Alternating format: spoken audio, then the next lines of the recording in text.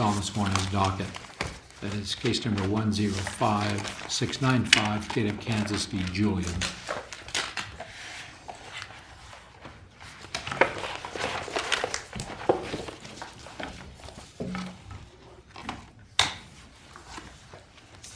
May it please the court, Greg Bell on behalf of the appellee Alan Julian. I would request 3 minutes for rebuttal, please. 3 minutes is granted. The issue before the court in this case is whether the warrantless search of Mr. Julian's vehicle incident to his arrest violated his constitutional rights under both the United States and state constitution. I would like to make 3 points with the court today. The first point that I would like to make is that point that was addressed briefly by Judge Green in his concurring and dissenting opinion at the Court of Appeals level.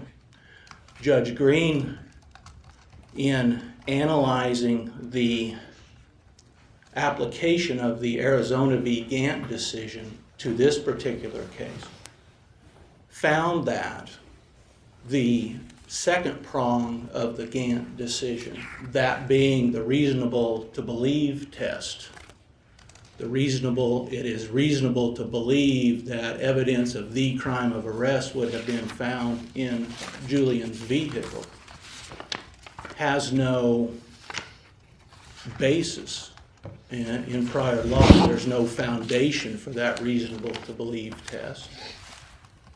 And even if there is a foundation, Judge Green wondered whether there were parameters that should have been placed on that test. Even the court, the majority opinion at the Court of Appeals level indicated that a reader of the Gantt decision would be surprised by the fact that Gantt appears to pronounce this completely independent and new test for allowing the search of vehicles incident to an arrest. And that those factors that the court's always considered, going clear back to California v. Chimmel, are not present in that reasonable to believe test enunciated by the Gantt decision and followed by the Court of Appeals in this case. Here's what's confusing me. Why aren't you focused instead on state statute, the 222501? Because our case law, going back quite a while, has said that it is permissible for the state to be even more restrictive than the Fourth Amendment. We have said that 222501 sets out the permissible scope and circumstances of a search incident to arrest, and it was still on the books on the day that your client's car got searched. So why are we looking at the Fourth Amendment instead of 222501? The statute that was in effect at the time my client's car was searched allowed for the search of fruits, instrumentalities, or evidence of a crime of arrest. How do you get... No, because Henning had already been decided after Gantt. This is a post-Gantt case, and it's post-Henning. And Henning had declared subsection C of 2501 unconstitutional. Yes, sir. But the rest of the statute was still in place. Yes, sir. And I guess I'm wondering why we're looking at the Fourth Amendment instead of subsections A and B of 2501, which clearly would not be applicable to the search of your client's car, because officer safety wouldn't be an issue. That's true. My client was arrested, he was cuffed, and he was placed in the back seat of the vehicle. I'm sorry, your question? I'm still trying to figure out why the Fourth Amendment's relevant to this analysis. I believe the Fourth Amendment is relevant to this analysis because even under the statute has to meet the constitutional, it has to pass constitutional muster. And in this case, it appears to me, and my concern for these search and seizure cases specifically related to automobile searches, is that we continue to erode the privacy rights in a vehicle. And that is a chronic erosion of those rights. And it has gotten to the place, and the Gant decision and the Court of Appeals decision in this case, it is almost an unfettered search of a vehicle. If you are arrested for possession of drugs, it is almost an unfettered right to search a vehicle in relation to that arrest. And I don't mean to harp, but again, if we get back to the statute, to 2501, and subsection C is unconstitutional by the time your client's car is searched, then the only purposes of that search would be to protect the officer, which is not at issue, Yes, sir. or to prevent the person from escaping, which is also not the issue. Now, those two exceptions would clearly be permissible under the Fourth Amendment. I agree. But if the statute restricts the search, which I think our case law at the time of this search also said, it seems we're done.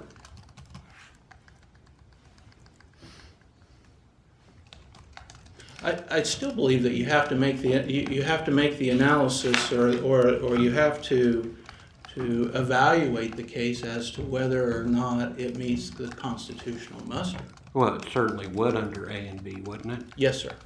I would agree And with that. if all that's allowed in Kansas at this particular moment in time is A and B, then we don't really need to worry about how expansive the Fourth Amendment might have been.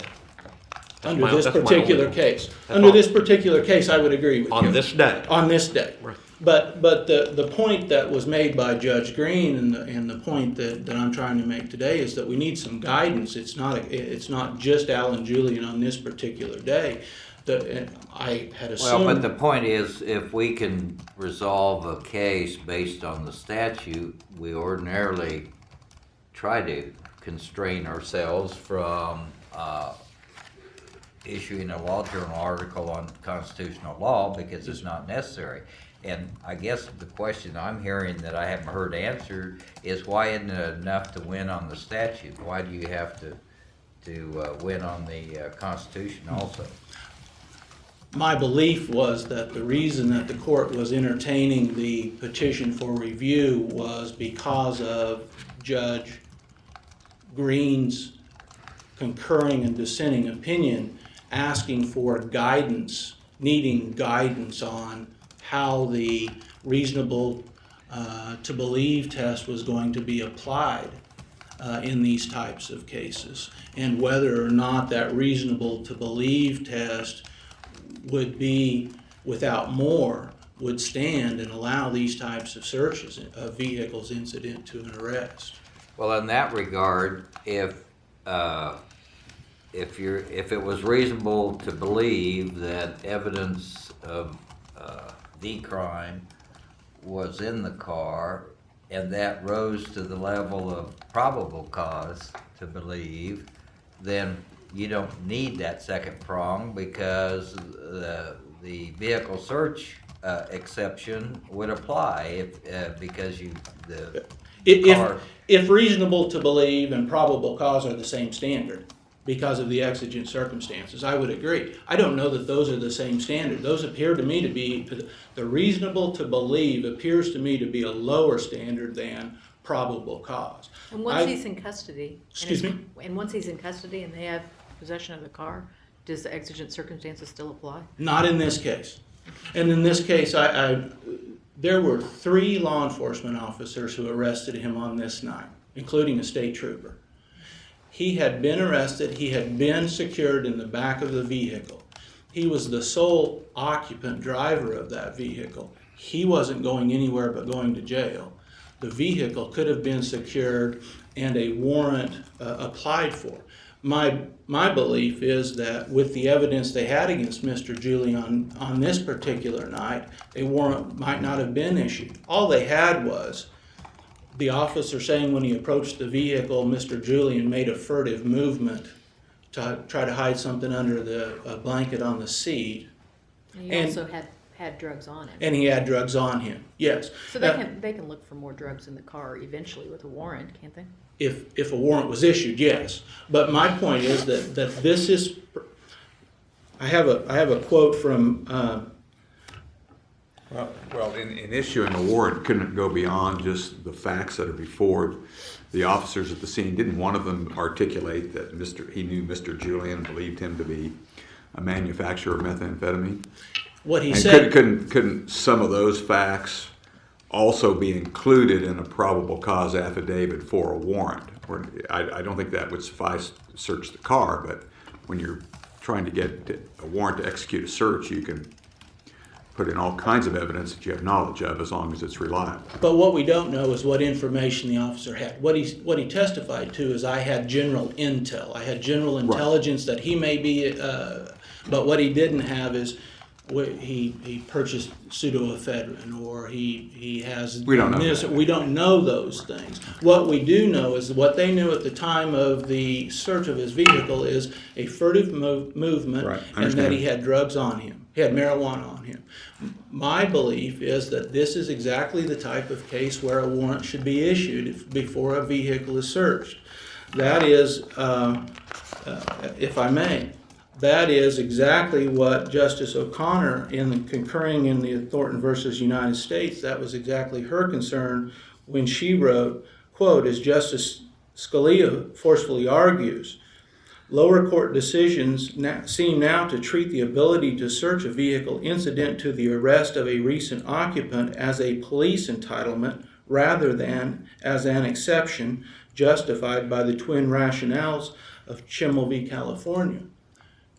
And I can tell you, as a practical matter, that restraint is not being practiced. There is no law enforcement training that I am aware of where they're saying that the search incident to an arrest, when a vehicle is involved, that the search of the vehicle is the exception to the rule. It has become the rule. That's this constant erosion of the right to be free of unreasonable searches and seizures. It has become to where there is almost no privacy right in your vehicle, particularly when drugs are involved. The leap is always made. He's got drugs on him, he must have drugs in the vehicle. And that doesn't always flow. That is, in my opinion, that is not a logical conclusion. But all of these searches incident to arrest, where drugs are found, the vehicle is searched. They don't apply for warrants, or I'm sorry, for search warrants. Counsel, I see you're out of time. Do we have any further questions? All right, thank you, counsel.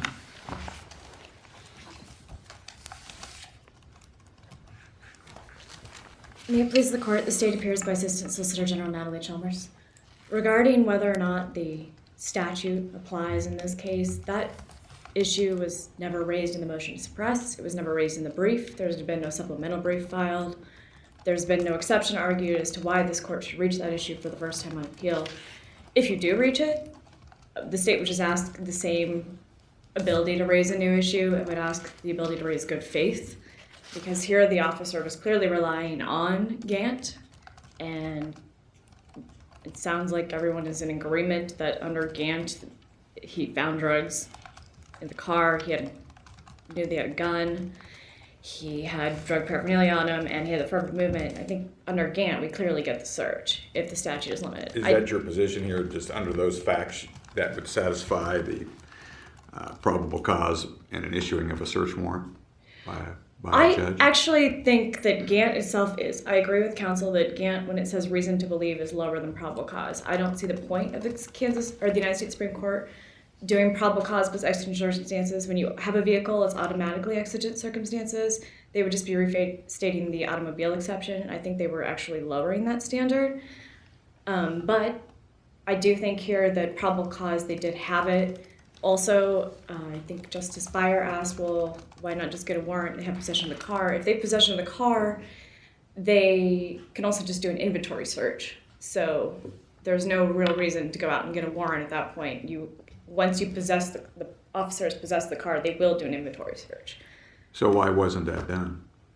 I'm not sure that it was or wasn't done. I know the state didn't argue any of that below. Well, the search was based upon Right, the the search circumstances. was- It wasn't based upon, well, we have lawful possession of the car, we're going to seize the car, we're going to take it, we're going to do an inventory search. Right, That no, was they not the did the- basis of the search. They did do the search, but it's irrelevant if they would have done it anyway. There's no actual reason to suppress anything because it would have been come out anyway. It would have been an inevitable discovery. I don't know that the statute, I mean, I understand the law that the statute as in effect at the time. When this court struck down subsection C, I think we revert back to constitutional law. I don't think it just erases the officer's ability to do a search. What's the for evidence. authority for that? Because that's what I'm wrestling with. And that's what neither side has briefed it at all. I don't think. I'm sorry, I thought just repeat your statement. I just want to make sure I was following the argument. Okay. You said when the statute was struck down, the whole statute The whole wasn't struck statute down. wasn't struck down. Right. So Okay, I understand that A and B are still, a lot. well, at that time were law.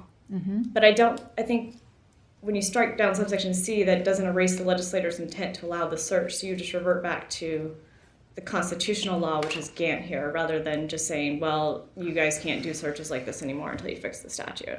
You're I'm sorry, go ahead. I was just going to say, you're saying that even in the absence of C, then the statute, or at least the officer's authority in Kansas, expands to the limit of what the Fourth Amendment allows. Yes, And but I think don't that- have authority for that. No. That's you on the law. Yeah, I would like it to be that. Yeah, and my problem with that is the plain language of 2501. Right. I mean, I'm not trying to No. push back. The logic that I'm going through is, okay, I think there's a slam dunk argument about 2501. But it's not, but the issue is it preserved? Let's Right. assume it's not preserved. Where are we? I mean, are we really at the Fourth Amendment? Or, because that's what was discussed below, even though it may not be applicable under the statute? I'm wrestling with what we can really do after we, sort of when I get past my first couple of Well, points. I know when the defendant files a motion to suppress, the state defends against that motion to suppress, and only the issue that's raised in the motion to But suppress. that isn't Is true. it- The state has the burden It does have to the burden to prove prove it's that lawful. it's lawful. That's true. And why don't you have to prove that it's lawful both constitutionally and statutorily? Why does the defendant have to prove the negative that it doesn't fit the statute? I guess because the state didn't know that was an issue at the time because it wasn't raised, and maybe they would have proven that, Isn't it always that issue? the constitutionality of the statute. Yes. Not the constitutional statute, just that you Applicable. you met the statutory requirements. You complied with the statute. If your burden is to show lawful, it doesn't have to be lawful under all applicable law. And then a different question arises if it's unlawful under the statute, but it's lawful under the Fourth Amendment, which here I think it is lawful under the Fourth Amendment. There's no real Then question there. Kansas has extended greater protections to its citizens than Right, the but- Supreme Court has extended under the Constitution. Why require suppression if it's not a constitutional violation? It's a statutory violation.